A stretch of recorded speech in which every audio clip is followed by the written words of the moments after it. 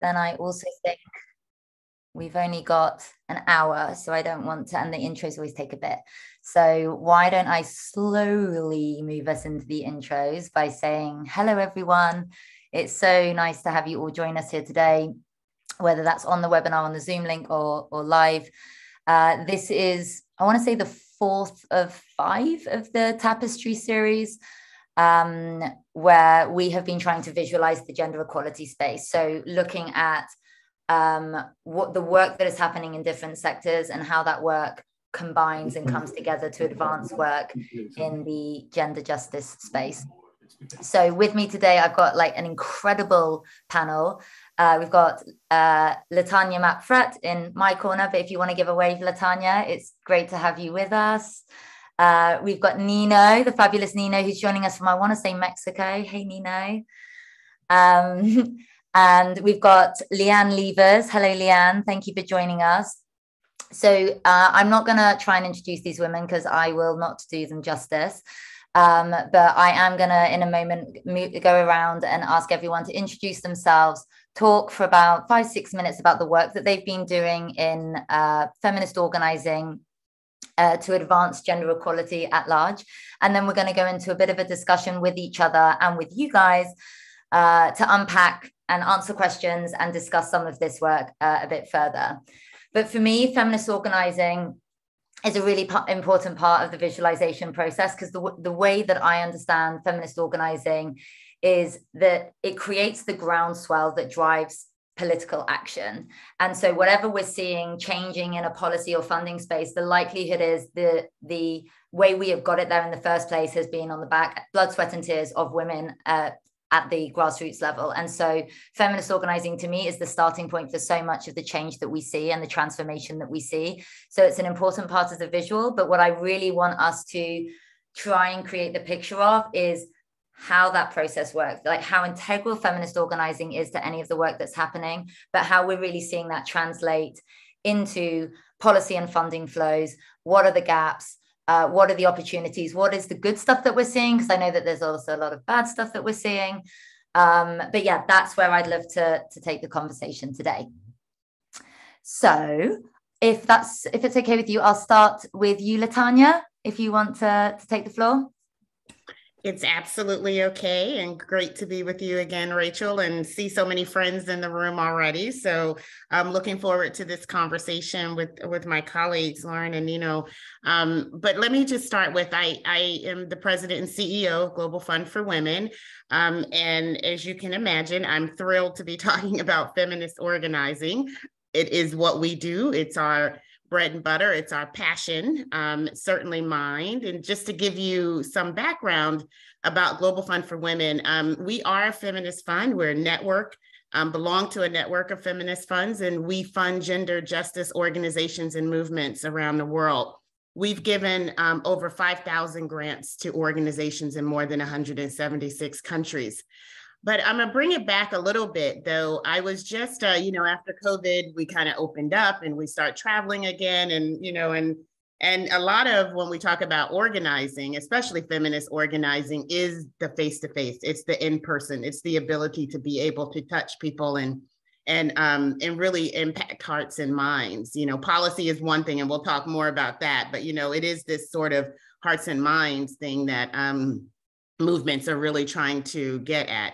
And when I was in Fiji, we were talking to the feminist organizations that we support there, and we met with a group of market vendors. It's a network who make handicrafts out of a very specific kind of leaf for their cultural and traditional sort of mats that they use for all kind of things. And they were telling us about how it's different now. The leaf has changed over the years because of cyclones and climate change. And they're in villages actually where they've had to relocate maybe entirely because of sea level rise and coastal erosion. And so that means getting even at these leaves the way they used to in the past is very difficult for them.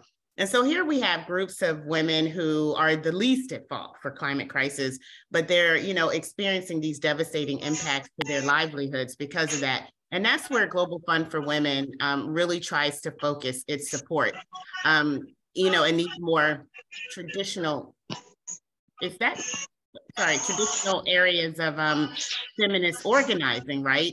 And this isn't atypical for the types of groups we support. I think someone has to mute. I'm not sure. I want to say it's Samantha Jordan's. Okay. Because that just, thank you. If everyone could just keep themselves on mute. Sorry, Latanya, back to you. That's okay. And just really talking about sort of when we're talking about feminist organizing, that so many of the groups that we work with are actually very intersectional in their approach to gender justice. And they're these agile groups that are trying to respond to whatever their communities need. And so, you know, we try to box sometimes, you know, especially in the international development context, we try to start boxing groups, like they work on HIV, they work on climate, they work on this. And feminist organizing isn't about that, right? It is about the ability to be able to address what's happening in the community at that time. And the way that we have to actually support them, be the wind behind their wings, is to be able to provide them with flexible core funding that enables them to do what they do best. And so I know you'll talk, Rachel, you said about funding later, but I think feminist organizing without feminist funding really is a disconnect. And so I think it's going to be so important, and for us at Global Fund for Women, for us to really seek out those that are left out of traditional philanthropy and provide them with operating support grants that are unrestricted. And instead of dictating priorities, we should follow their leadership and support them in addressing the needs and opportunities on their own terms. And then I think it's also super important that we do that in relationship.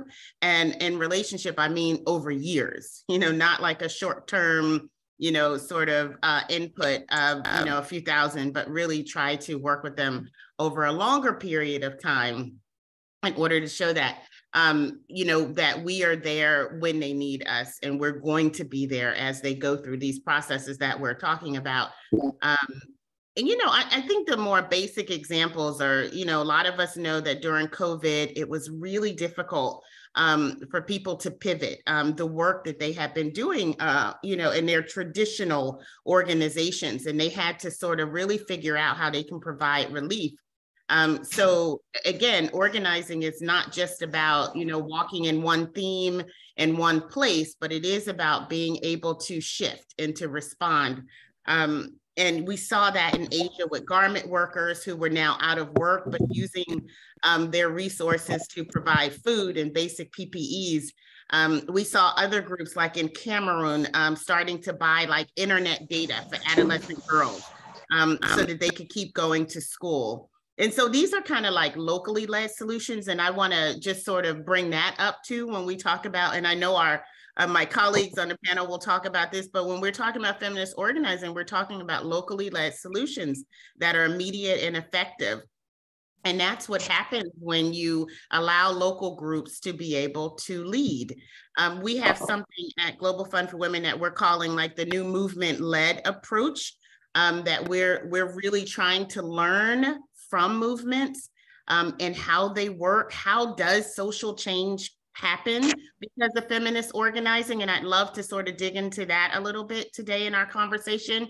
But we've seen over the past 50 years, right, that feminist movements have led to more, you know, to better workplace regulations, more land rights for women, more protection from sexual harassment, and so much more. I mean, you know, we've seen Black Lives Matter, to the Green Wave movement, to Me Too. I mean, these are making real shifts in society in the way that we interact with each other culturally. So I started off, you know, talking about the Fiji groups and how we have to fund them, you know, not just as individual organizations, but for us, if we're going to support feminist organizing, it means supporting movements as networks and collectives. So supporting more than one at a time. And our model really means that we have to be there to listen and learn from grassroots leaders, support them to determine their key movement priorities, and then provide grants and support to reflect that.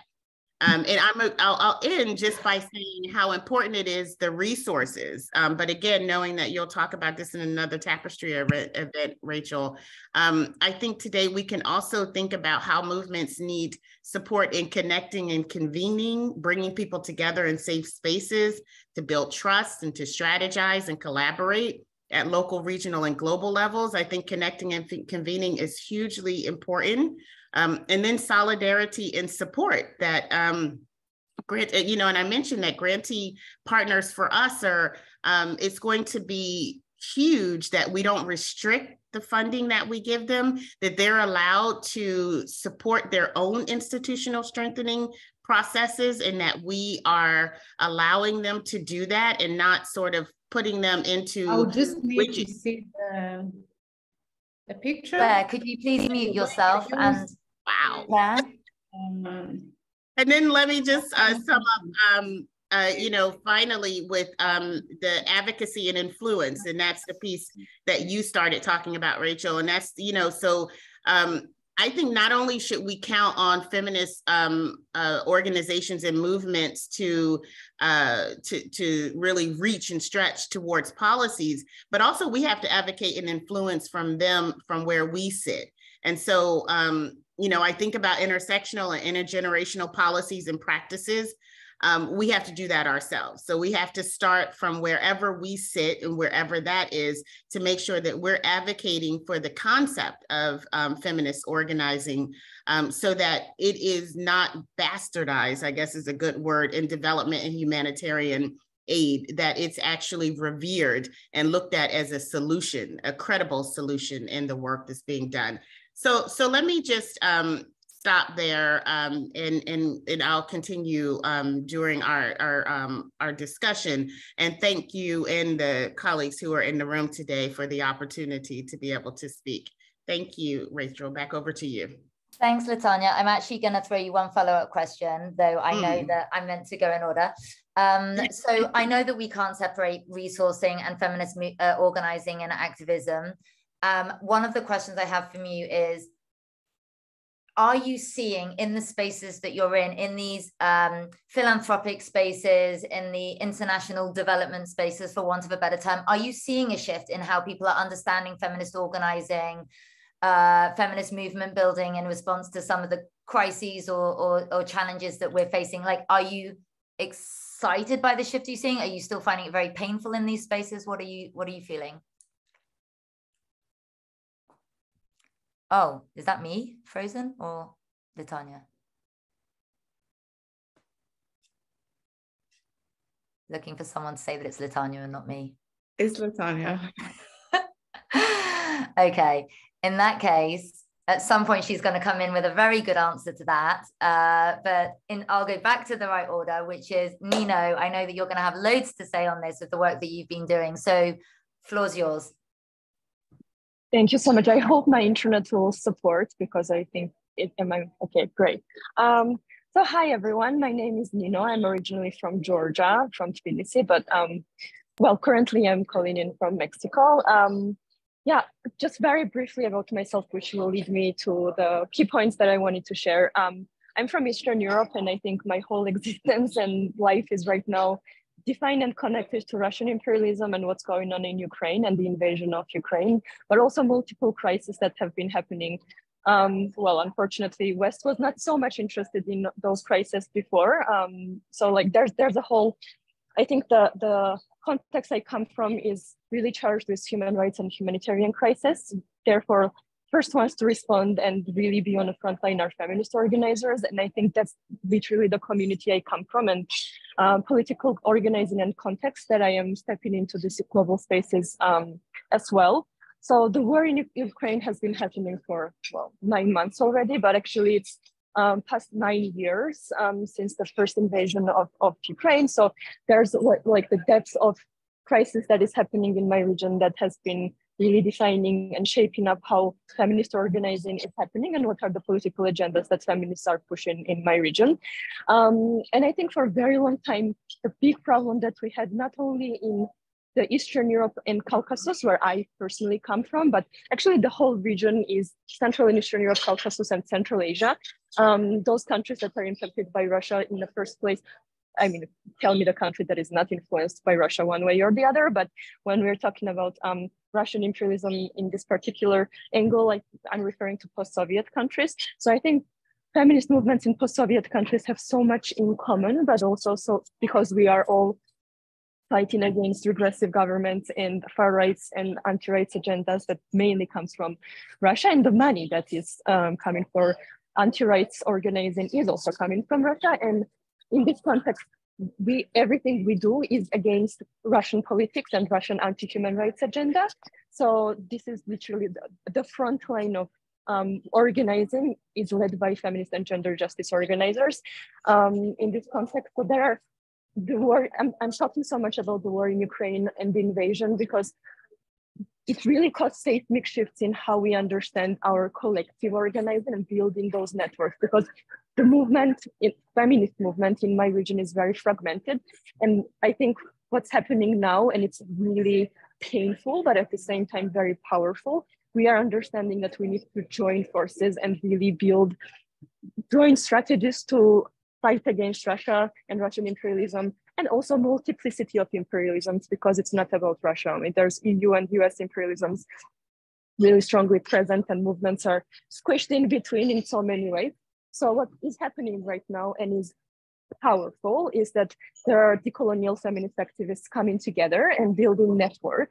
That is something I'm part of, and I'm really super happy and excited because we are finally sitting down and redefining our own narratives about ourselves, because what we know about ourselves is very much like kind of shifting, like it's kind of very much defined by Russia and the indoctrination of their politics. And so now we are unlearning and redefining ourselves, which is really amazing. Very important political type, like kind of historical moment in time. And we are doing lots of political visioning and proposition building, because ultimately when Russian Federation falls, and I want to see that in the lifetime of mine, I don't want this for my children and grandchildren, I want to see that. I hope I will see that. That's at least my life's work, that I want to move the needle with feminist organizers that are coming together. So we are sitting down and thinking, okay, how can we build a big strategy under which 3 sub-strategies will fit for each 3 sub-regions, and how can we weave together these initiatives and political propositions in a way that we can support each other, so that we have mutual support systems that are not just very locally based, but also based like regional one as well. And I think obviously having money for that is very important. I'm talking so much about Russia and Russian politics and their money is because Russia has been putting hand on the scale, and we really have been losing that game, because everything that movements have ever asked for, all this core, flexible, unrestricted money, anti-rights organizers have, and it comes from Russia. So what we right now really need is really catch the momentum of Russia being weak and the anti-rights all across the region being weak, because Russia's attention span is very much focused on winning the war in Ukraine. And so we need money to really build those systemic alternatives from below. So the coming out that I was planning to do today, and this is the first time I'm talking about this in wider public, is that we are in a process of building a collaborative fund led by feminist organizers, gender justice organizers, Roma communities, disability justice organizers, and climate justice organizers across Cessna region, so that it's also like that intersectional feminist politics in action. It's not either or. We are gonna all come in social justice organizing together from the angles that we are working from, and then build something solid, hopefully, all the strategies and then grant-making mechanism that will bring money to the hands of movement. And we will decide together where this money goes. When Latanya was talking about this traditional philanthropy and how money is moving and who makes decisions on where money goes, we want to build a vehicle where we will be in charge. We are going to fundraise, and then we're going to be in charge of like also defining where will this money go ourselves, the movement, not some big people sitting up there and deciding what is the need that we have. We know what we need, and we know also solutions that won't be band-aid solutions, the solutions that will be systemic and will address the core of big problems that we have in human rights field. So hopefully year after, I like this December 1st, and I hope December 1st, 2023, we will already have whole first cycle of grant making in place. So from January on, we will be seeding, and we will be seeding it together with the movement. And we already had a meeting of activists, and we're like in a process of building the strategy together so that we all have ownership and we all understand what are the roles that we each play to push this big feminist human rights agenda forward. So fingers crossed. But yeah, I think as terrible as it is what's going on in my region, at the same time, there's a big opportunity, and we have to use this opportunity for feminist organizing and advancing human rights agenda. So yeah, that's ultimately that big network weaving and connecting dots that we are planning to do finally. And there's a large, big awakening that we are up against. So it's not going to be easy, and it's definitely going to be very painful, because it's literally acknowledging all the generational traumas we are carrying, and also acknowledging that if we want to move forward, we need to collaborate. And that collaboration is always taking a lot of muscle. You have to build the muscle of that collaboration. So yeah, fingers crossed again. I could talk about this forever. I probably should start recording a podcast and then listen 5,000 episodes of how Nino and collective are gonna dismantle Russian imperialism. But that's my contribution for now, and I'm very curious to also hear reflections from others. I'm sorry, I think I spoke too much. You did great, and we've recorded this, so we can always give you the recording so you can catch it. The amount of times I'm in meetings and I say something like really good, and I'm like, shit, I should have recorded that, and then I forget it and like can't ever remember it and like stumble over my words the next time. We all face it, Nino. So we've got this recorded, we've got you covered. I have loads that I want to come back on, because the question I asked Latanya earlier, I think also I would want to ask to you around the barriers that you're facing in trying to move work like this in parts of Europe that have not always been on the political agenda and now are for totally different reasons. But before I go there and move into that whole conversation, Leanne, who did an amazing job, she did me a massive favor by jumping in last minute, because unfortunately Sodfa from the Nala Feminist Collective got malaria, poor thing. So we're sending her lots of love and best wishes. Leanne runs a very cool network called Dope Black Women, and she's going to talk a little bit about the work that they've been doing and the organizing and so on. So Leanne, over to you. Thank you. Thank you for having me. And we are definitely one of those organizations. I think we sit on the other side of the fence, where we're one of those organizations that would hugely benefit from some of the unrestricted funding that both Nino and Latanya are talking about.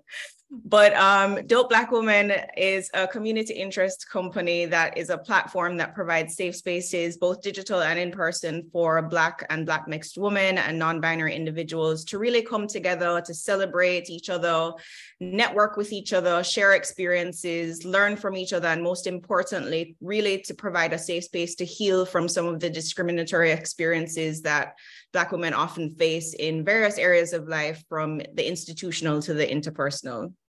And from an outward-facing perspective, what we really try to do is broaden the representation of Black women on a global scale, really focusing on not just representing Black women, but the various intersections and their experiences. So Black disabled women, Black LGBTQ plus women, and so on. And I think the idea of Dope Black Women really came out of this need for community and safe spaces. I fortunately grew up in Jamaica, which was a space where I had loads of representation. I saw Black women prime ministers. I saw Black women attorneys. My mother is an attorney herself. And so when I moved to the UK for educational reasons, I saw how much Black women were desperately in need of that representation and in need of that community to talk about the fact that they didn't have that representation in kind of in wider spaces, in the workplace, in media, in television, and so on. And so that's kind of how Dope Black Women was born. And it really was so empowering and personally important for me to see how women have really formed the community themselves. As much as my co-founder and I, Rashan, have, provided or facilitated the space, the women have really come in and contributed to the space in a way that makes it what it is. I think some of the ways in which we've been able to do that, we tend to focus on issues around well-being, so financial literacy, mental well-being, physical well-being. We've done workshops around financial literacy, around Black hair, around microaggressions, access to therapy. We tend to focus on culture, so we recognize that we have women from all over the globe, and due to the history of colonialism and slavery, many of us are disconnected. And what we try to do is make sure that we provide spaces, particularly digital spaces, where Black women that are based in Turkey, Black women in Australia, in the States, in the Caribbean, in Eastern Europe, are able to come together to talk about their experiences, how they're different, how they're similar, how they can work together to shift some of those experiences, to heal from those experiences. And then again, we focus on social justice and awareness raising. And one of the difficulties of this, I was just telling Rachel, is that as a feminist or as a womanist myself, obviously I have particular political convictions. And one of the things that we really try to do is provide a safe space for women to come together to discuss whatever their convictions are, whatever their political stances are, in a safe space where there's an equal playing field, there's a foundation of respect, so that there's a sharing of factual evidence-based information, so that women can come away with an informed perspective, and then able to make decisions of their own accord. So we have a weekly podcast, and we talk about everything from Roe versus Wade. We talk about maternal health. We had midwife Marley on. We've talked about Black politicians in the space. We had Marcia de Cordova talking about her role as a Black politician, and more specifically a disabled Black politician. And so again, this goes back to creating awareness, and we really always try to take an evidence-based approach, again, so that people can walk away with an informed perspective. Again, in broadening representation, a lot of the work that we do is around DEI and doing workshops with corporate organizations. We've partnered with a few corporate organizations such as Airbnb and Barclays to provide them with some insight around a variety of DEI issues, how to make Black women feel safer in the workplace, and supporting Black-owned businesses, of course, as part of our empowerment of Black women in general. I think one of the things that was key to us being able to set up Dope Black Women is this approach to feminist organizing and implementing certain feminist principles in the way in which we carry out the platform. This idea of providing safe spaces and making sure that there's often a backlash when you say that these spaces are exclusively for Black women or exclusively for Black mixed women. And I think one of the things that's really important is that when you provide this sort of exclusive space, you're providing a certain level of safety where Black women don't have to explain themselves. They don't have to justify their feelings. And so that's been really important in terms of building and allowing women to collaborate and successfully network with each other. Another thing is this idea of authentic sharing. So one of the things that my co-founder and I do a lot is we share our own personal experiences as a way of allowing other women to open up. They know that they are able to share it safely and authentically without judgment because we have done the same. And so having the kind of foresight to do that first as a way of opening up the space for women to do the same. So my co-founder and I talk about everything from organ donation to our difficulties with fertility, microaggressions in the workplace, our experience as victim survivors, and it really has provided the space for women to do the same and to share some of the issues that they're struggling with, so that in their personal lives, they have support, and then they can move forward in their professional lives with the kind of confidence that they need to ask for that raise or to talk to their boss about what they've been experiencing in the workplace as it relates to racial discrimination. Listening is equally as important as sharing. So a lot of the times we do one-on-one conversations with women in our network, and we have over 30,000 women in our network, but within our WhatsApp groups, we have about 500. And I'm pretty sure that I know each of those women and what they're going through on some level. And the capacity to just be heard is very important. And on a wider scale, we try to do that by having these kind of online events where we literally just provide a counselor or a therapist or ourselves to just listen to what the women have to say, and then obviously provide them with solutions and resources by providing access to resources that they may not have, but we may have access to because of networks and connections and so on. Another thing we try to do is make sure that the space feels really non-hierarchical. So, everything that we do is informed by the needs of the woman. Whether that's through feedback, whether that's through the feedback forms, whether that's through the WhatsApp groups, whether that's through women literally just messaging us on our individual platforms to say what they need and what they're asking for. So the space is truly representative of the women that occupy the space. And oftentimes, many of the times when we're putting on events or coordinating opportunities for external clients, whether that's workshops, DEI workshops, or corporate organizations, we pull from the network to be able to provide women with opportunities as well. What we've done a lot of is collaborating with other organizations to provide spaces for women to grow and to network. So recently we partnered with Coding Black Females for women, older women who are interested in a career change and who are interested in investing in tech and investing in STEM. So we've had many women literally in their 50s transfer to a new career because that they were afraid to do before and they didn't know how to get started. And so we've been able to partner with other Black-owned organizations to do that, to provide women with opportunities.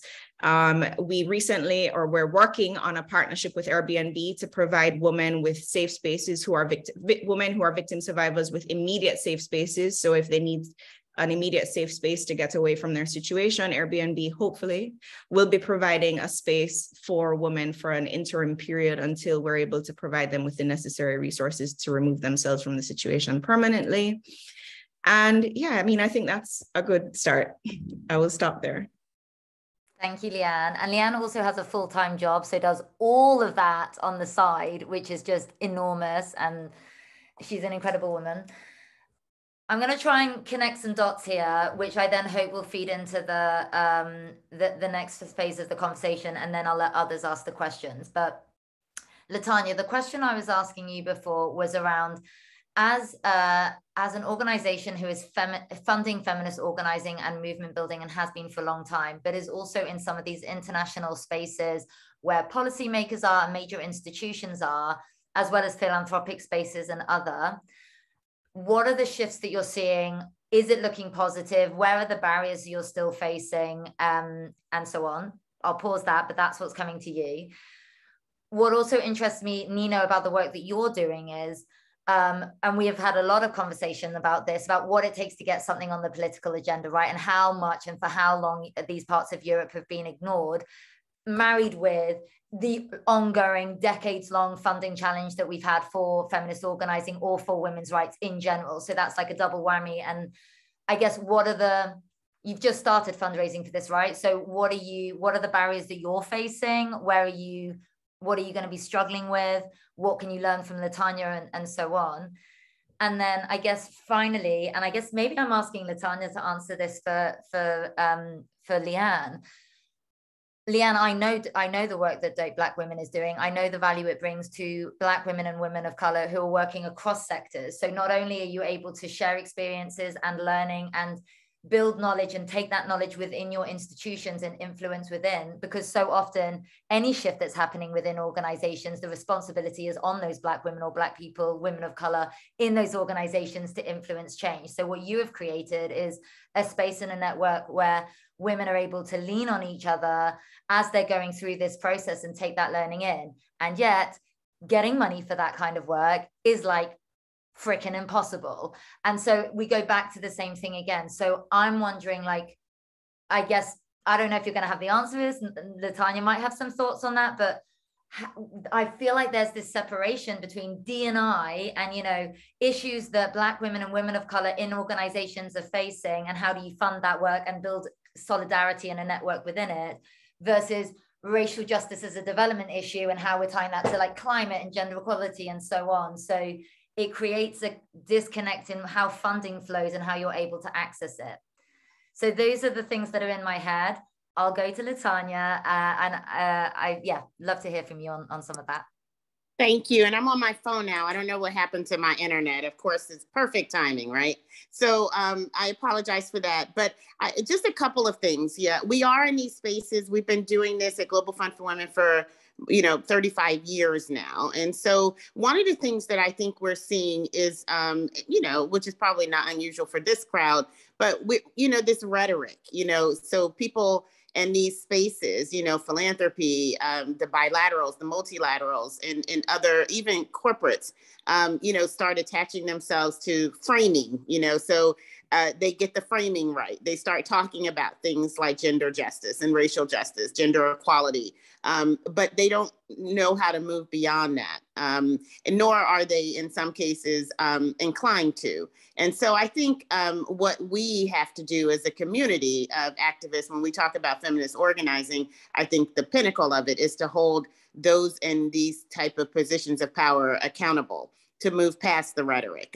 It's great that they can now talk about racial justice, they can talk about gender equality, but we now need to see some action. I started with this conversation around, so we're talking about, less than 1% of, this big, almost $70 billion of, annual flows for development assistance. Less than 1% of that goes to local groups. And so that is deplorable, right? And so we need more than the rhetoric. We love holding hands with you, but when there's times of stress, but we need you to stay there throughout. And that, brings us back to the whole relationship building piece, being in relationship with feminist organizations, and being able to show that, we are there for the long term, that we can support you to, depending on what you're doing. So you may have to shift from one issue to another,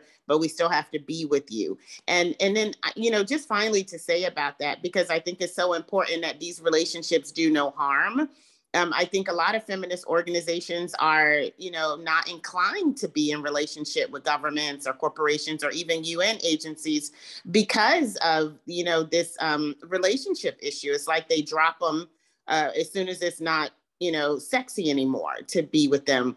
And so I think with the work of feminist organizing is so serious, is so impactful, that we have to understand that not every single funder or someone that has the ability to fund is necessarily the right relationship to be in.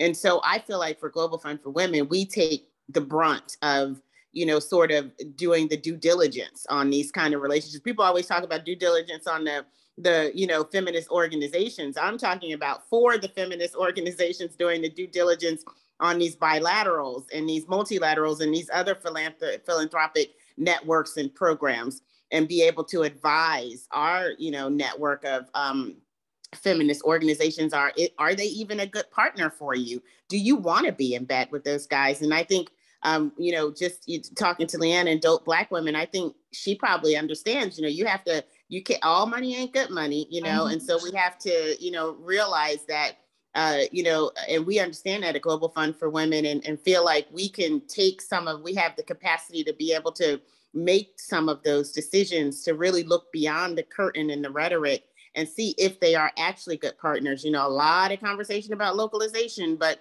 does that mean that's who you want to take your money from?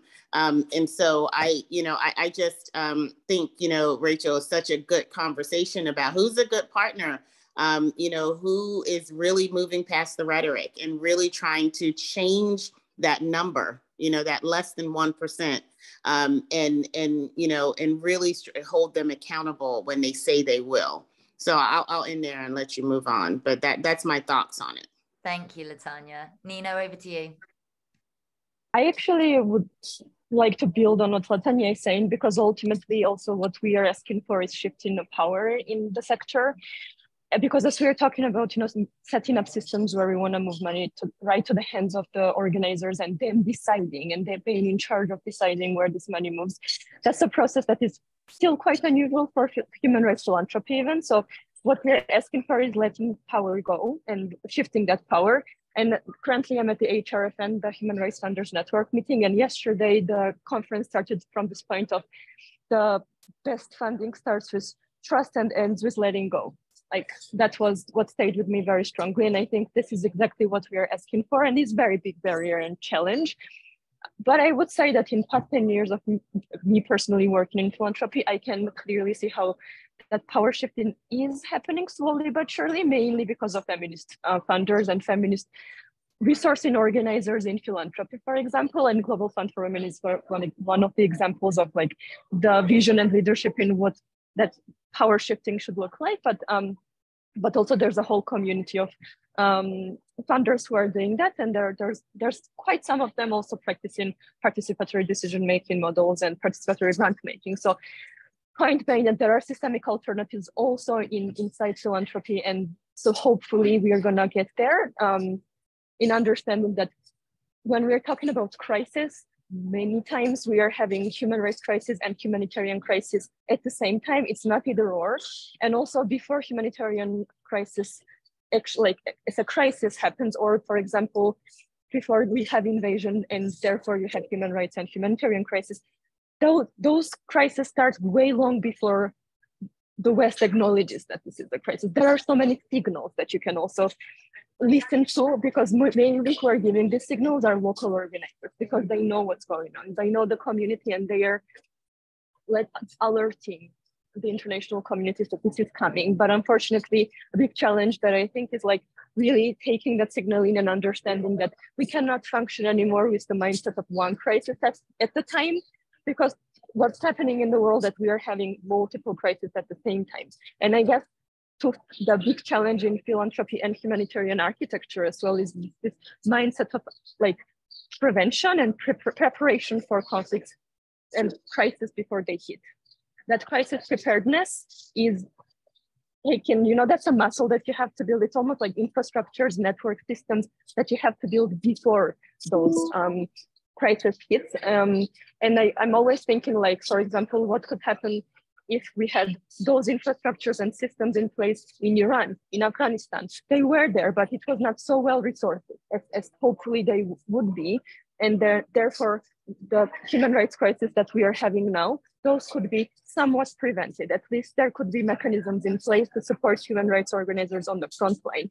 So I guess to some extent, I'm coming with the negative thinking, more likely pragmatic mindset that we are going to have way more crises in the future, and there will be multiplicity of this crisis, and we really cannot function with the mindset of one crisis at a time. And the initiative that we are working on in my region is exactly that, acknowledging that there's more coming, and we want to build those crisis preparedness, like coming from below, from the movement, because we know that systems are failing, period. It's very clear, and there are literally all governmental systems, like all the bilaterals, humanitarian, philanthropic systems are failing, and mainly all those systems are quite dysfunctional as well, because they're not shifting that power. They're not listening to those communities the way they should be listening to those communities. So it takes quite some, like pushing from below to get that attention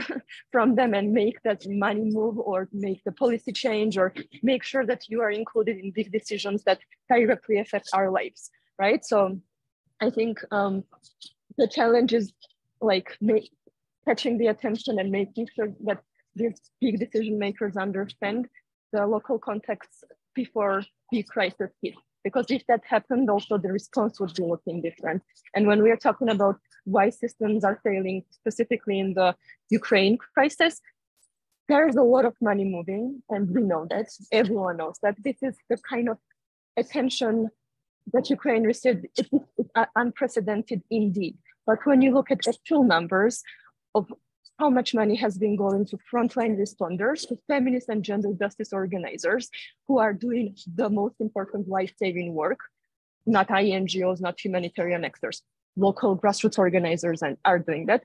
Actually, in Ukraine, 0.003% of actual big millions and billions that were donated to Ukraine are actually going to front lines. All of this money is locked up, and it's mainly locked up in big INGOs, and it's not going to people who are saving thousands of lives. So that's what I mean when I talk about, shifting that power, shifting that center of attention, and moving away from somewhat from egos as well, because I think that lots of times I see international communities are tapping on their shoulders and saying, "Oh, I donated to like some NGO and I did my job." But actually, job done well is supporting grassroots organizers. And I think if we had more mindset of this, like really looking at who is doing the actual job and moving the money there, a lot of really fundamental shifts could happen sooner and faster. So I really hope that we're gonna get there. And I know that there are actors who are working on it. Again, now that Latanya is here, Global Fund for Women is definitely doing that. And historically have been supporting feminist organizing across the world. So hopefully more of that will happen. And hopefully all of that will also be more connected and coordinated, because we need like systemic approach to big systemic crisis. So yeah, that's my two cents to the conversation. Thanks, Nino. I'm getting excited to see the visual that Erica's working on. I think this stuff is great. Before I bounce to Leanne, but Leanne will know this as well. When you were speaking, it reminds me so much of the work that we're doing around midwives and midwifery advocacy. And so this is a global profession where all the evidence shows why investment in midwives as a profession, as a qualified profession, could like drastically reduce preventable maternal death, like 87% of preventable maternal death. And they're in communities, they're mobile, they don't need to be in hospitals. All the evidence is there, but is anyone listening to it? No. And then a crisis happens and all the hospitals have gone down. If we look at the climate crisis in everywhere, but the floods that have just happened in Pakistan, and now it's like women, whole villages, like 3 villages in one have ended up in one place, no midwives, no access to them, and yet it's just trying to get anything on the agenda or get women listened to in these contexts. So it's very frustrating. And global health is not underfunded, right? There's a lot of money going into health system strengthening and pandemic preparedness and so on. And then there's like all of this evidence in a profession that exists that is absolutely community level. They are the original grassroots movements, right? They came from the communities, but no. And so it's something that you can see in so many other spaces as well. And it's painful. Leanne, over to you. Sorry to take it on to midwives and then try and back to funding movements. No, I mean, it's a really good point, actually, because for us at Dope Black Women, I think one of the things that we find difficult in terms of accessing funding is that there's this cognitive dissonance that's created when you're talking about gender and race. People are quite happy to fund gender, and some people are quite happy to fund racial justice issues, but to combine them and to say we are a group that is working with Black women specifically, they don't know what to do. Whether the fact that we work on things around maternal health, we work on financial literacy, we're not specific enough for, in some instances, we're not specific enough, but we're also not broad enough to attract the attention of funders who are unwilling, as Nino and Latanya have said, to just provide funding so that we can do the good work that we're doing in a multitude of ways, because all of these issues affect Black women and they affect Black women acutely. And so I think for us to, because we're trying to broaden representation, for us to say, well, we're only going to focus on maternal health, then we're excluding women who don't want to be mothers or can't be mothers, and so if we're talking about microaggressions in the workplace, we're excluding a whole other set of people. So the fact that we're doing this broad scope of work is difficult for funders, it would seem, or it feels that way. And then obviously there's the issue of access. I mean, I have some bid writing experience, and as we've been doing Dope Black Women for 3 years, and we're still largely self-funded. And part of the reason is that we don't have the capacity to hire a bid writer. And without that, then, and as you mentioned, doing a full-time job at the same time, I don't have the capacity to fill out a 15 to 20 page funding application, which is largely repetitive in many ways in terms of the questions that they ask. And then as Latanya said, it's also the issue of the right type of money, right? When we engage in partnerships, particularly with corporate organizations, we have to be really careful about the types of partnerships that we engage in. We tend to only engage in partnerships that are longstanding because we don't want to be seen as a fad or as a trend. And then there's also the issue of you might be funding Black women, but you might be anti-choice. Or if you're going to fund, if you're quite happy to partner with Dope Black Women, but you're anti-LGBT, we can't ethically join with organizations that aren't allies across the board, because Black women, you know, we have a tendency not to just ride for ourselves, but we ride for everybody.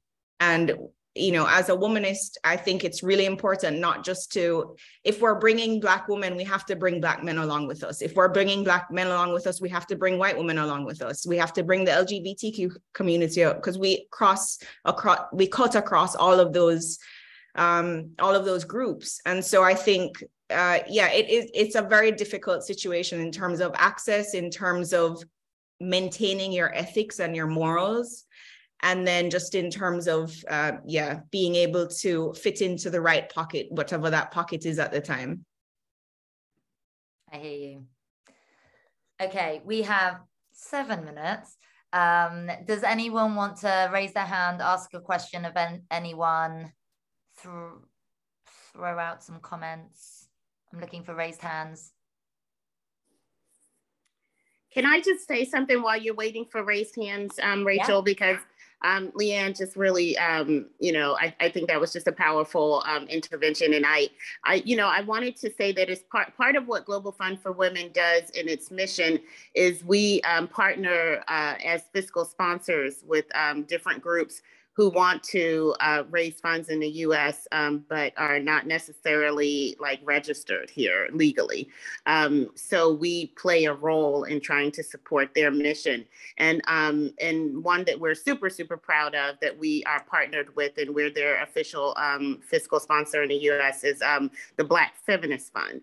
And I know they just started, sort of pushing out grants. They've been raising money for a little bit of time, but just when I'm listening to Leanne, it's like, these are some of the organizations that are feminist funds. They are very targeted sort of to the area, the intersectional, intergenerational, and very, very mission driven in the work that they're doing. So I think look out and look up the Black Feminist Fund and how they're doing it.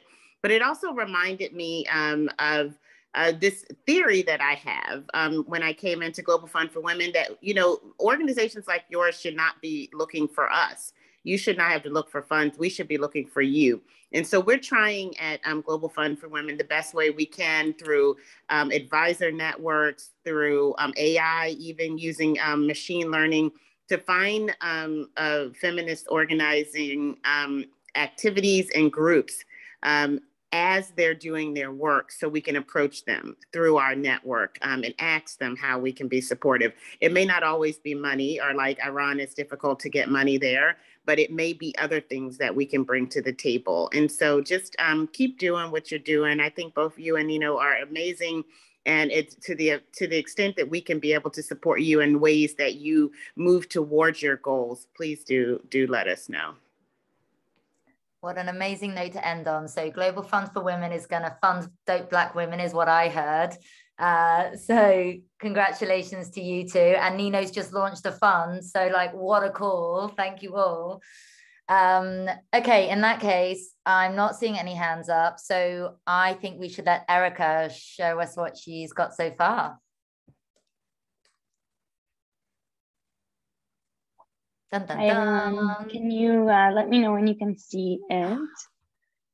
So good. Maybe I'll just, say thank you for having me here and documenting everything. I'm going to be adding more and adding a lot of color, but I will zip it and you can take a look. This is so great. And so you're going to share this? How do you do it, Rachel? You put it on your website, or how do we get to see this? Yeah, I'm going to send it to all of you. We're going to put it all over the channel. So yeah, please do all share once we get it. We'll send it around to everyone who's on this call. And I know that what Erica does afterwards, so it's going to be even better by the time you get it. And wonderful. Yeah. Beautiful. Yeah. Thank you all. Thank you all so much for joining, and for many of you on such short notice, Leanne, thank you. And thank you, Latanya. Thank you, Nino, for being such amazing allies and always just showing up for women in Dev and others. So I appreciate it. You. And thanks everyone who came. Bye. Take care. Bye-bye. Bye.